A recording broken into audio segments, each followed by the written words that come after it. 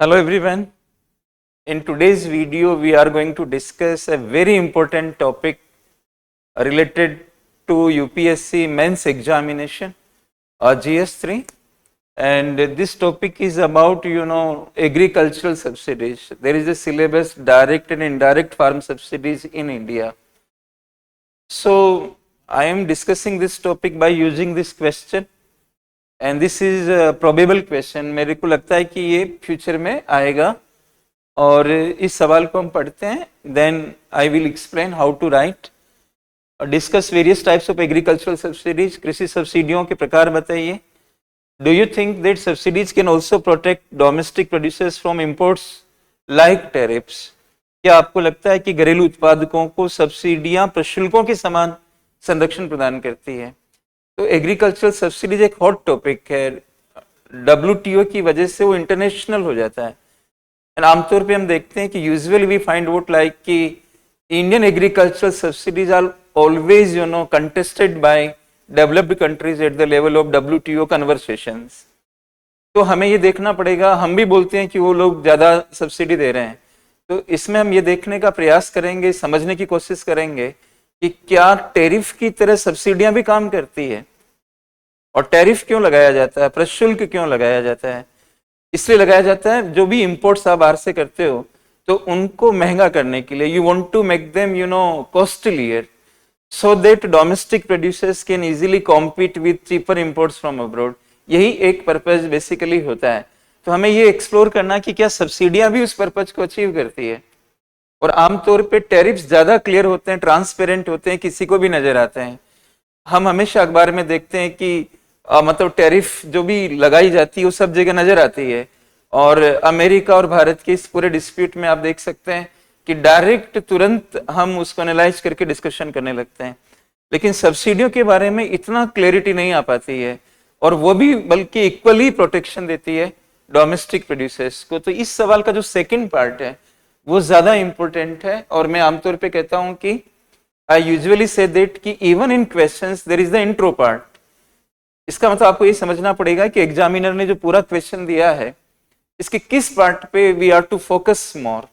तो if you look at this question, UPSC mains के बच्चे से ये पूछना कि सब्सिडियों के टाइप्स क्या होते हैं, जबकि सिलेबस में लिखा हुआ डायरेक्ट इनडायरेक्ट, तो उससे ये पूछना मतलब एक तरीके से मतलब बहुत ज्यादा कोई अच्छी चीज नहीं है. फिर भी पूछ रहे हैं, इसका मतलब they want to make you comfortable and they want to understand from your side that कि you are understanding the examiner in which way. तो आपको इस पे फोकस कर रहे हो. अगर आप 150 वर्ड्स में अगर हम इस पे फोकस कर रहे हैं तो आप सही डायरेक्शन में जा रहे हो, क्योंकि इस पे ज्यादा फोकस है उसका. तो एग्रीकल्चर सब्सिडीज दो टाइप की होती है. Every student sitting in the mains is well aware about it, direct and indirect. Direct farm subsidies direct किसान के खाते में दी जाती है, क्योंकि वो एक डायरेक्ट बेनिफिट ट्रांसफर है. सब्सिडी एक प्रकार का बेनिफिट है, यूनिलेटरल बेनिफिट है, जो कैश ट्रांसफर के रूप में डायरेक्टली किसान के अकाउंट में भेज के दिया जा सकता है.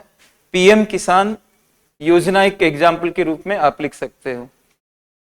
इनडायरेक्ट फार्म सब्सिडीज जो होती है वो इनपुट सब्सिडीज के रूप में ज्यादा होती है. फर्टिलाइजर, इरिगेशन, बिजली, इनकी ये जो इनपुट्स होते हैं इनके ऊपर जब आप सब्सिडी देते हो तो this is called indirect farm subsidy. Now second part में हमें ये अंडरस्टैंड करना है कि क्या इक्वल प्रोटेक्शन मिलता है सब्सिडी से टैरिफ की तरह. या मैं एक छोटा सा डायग्राम यूज करूंगा जिससे आपको विचलित होने की आवश्यकता नहीं है. आप देखिए कि डोमेस्टिक प्रोड्यूसर्स को WTO में क्या होता है कि अगर डोमेस्टिक सप्लाई बढ़ जाए किसी भी मेजर से, तो WTO समझता है कि ये ट्रेड के अगेंस्ट है, ज्यादा सप्लाई होगी और ये ट्रेड के अगेंस्ट है, और डोमेस्टिक प्रोड्यूसर्स को प्रोटेक्शन किया जा रहा है. जनरली क्या होता है कि सप्लाई कर ऐसा होता है इकोनॉमिक्स में, और सप्लाई कर ही कहीं ना कहीं कॉस्ट कर होता है. आप अभी मैं उतनी बात नहीं करूंगा क्योंकि छोटा वीडियो है ये, और इसमें सप्लाई में यहाँ पे लिखता हूं. सप्लाई का मतलब आपूर्ति है, और यहाँ पे प्राइस लिखता हूं, और प्राइस और कॉस्ट की मैचिंग होनी चाहिए. ये प्राइस, ये कॉस्ट इतनी है तो इतनी प्राइस तो उसको मिलनी चाहिए. हम ऐसा देखते हैं कि सपोज बाहर से जो आप इंपोर्ट कर रहे हो उस पर कोई टैक्स नहीं है, तो वो बाहर की और डोमेस्टिक प्राइस इक्वल होने लगेगी, तो आप ये प्राइस है और कोई भी टैरिफ नहीं लगा रहे हो, तो डोमेस्टिक प्राइस भी यही है और टैरिफ नहीं लगा रहे हो तो वो उसी रेट के ऊपर आपके देश में आ रहा है, धीरे धीरे वो इक्वल हो जाएगा। तो इतनी सप्लाई Q1 आपके देश में डोमेस्टिक सप्लाई Q1 है। यहाँ मैं इंपोर्ट्स नहीं दिखा रहा हूं कि कितने इंपोर्ट्स हो रहे हैं, ये डोमेस्टिक सप्लाई है। टोटल सप्लाई जब आप निकालोगे तो डोमेस्टिक प्लस इंपोर्ट्स होगा, but we are here only about the domestic supply कि डोमेस्टिक प्रोड्यूसर्स पे इसका क्या फर्क पड़ता है।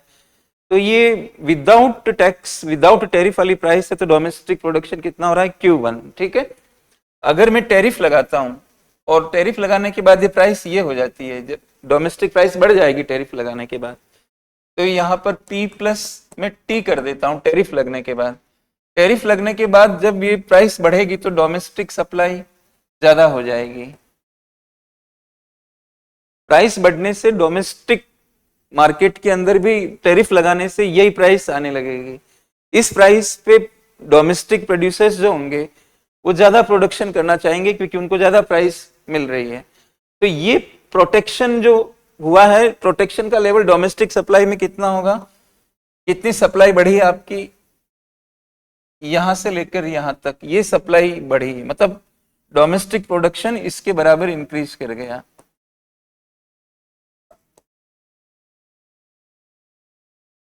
इसके बराबर इंक्रीज कर गया। अगर हम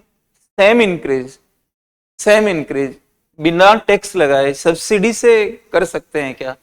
जब आप इनपुट सब्सिडी दोगे, खास तौर से आगतों पे सब्सिडी दोगे, इनपुट सब्सिडी दोगे तो कॉस्ट कम हो जाएगी।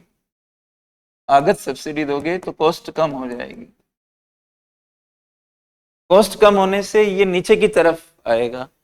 तो हम सेम प्रोडक्शन कैसे ला सकते हैं बिना टैक्स के? तो हमें इतनी सब्सिडी देनी पड़ेगी कि हम यहां पे गए और ये कर्व को नीचे, ये कर्व इतना नीचे आ गया, तो सब्सिडी देने से कॉस्ट कम हुई और हमने टेक्निकली क्या किया कि पुरानी प्राइस पे इतना इसको नीचे लेके आए कि ये सब्सिडी आ रही है, पर यूनिट सब्सिडी इतनी आ रही है। अब टोटल प्रोडक्शन कितना, उतनी सब्सिडी, इसके बराबर सब्सिडी जा रही है।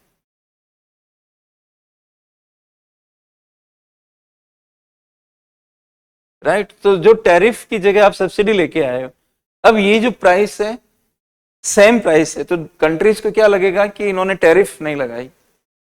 सो you are to understand like this. So this is again a protection and you can bring protection through either tariff or through subsidies. WTO says that subsidies are non-transparent. We are not able to regulate them properly क्योंकि उनकी measurement में मुश्किल होती है।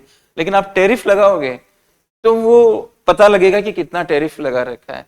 तो जब भी WTO में कंट्रीज ज्वाइन करते हैं तो WTO बोलता है कि आप टेरिफिकेशन में जाएं, यानी कि सब्सिडीज को टैरिफ में ट्रांसफर करें, उसके बाद टैरिफ को रिड्यूस करें।